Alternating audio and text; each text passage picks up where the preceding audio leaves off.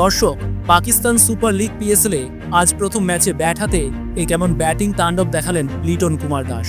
মাত্র ২৬ বলে ৬৩ রানের এক অনবদ্য ইনিংস খেলে চমক দিলেন তিনি।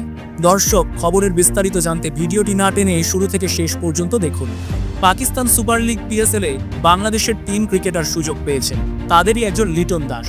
দেশের হয়ে টেস্ট খেলার পরিবর্তে তিনি পিএসএলে যোগ দিয়েছেন, আর যোগ দিয়েই প্রথম ম্যাচে অবিশ্বাস্য ব্যাটিং করলেন লিটন।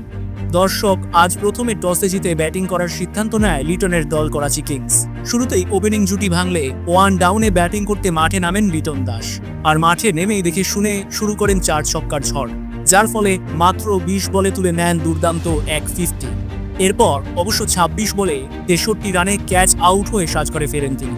তার এই 63 রানের অনবদ্য ইনিংসে ছিল 8টি 4 এবং 3টি ছক্কার মান।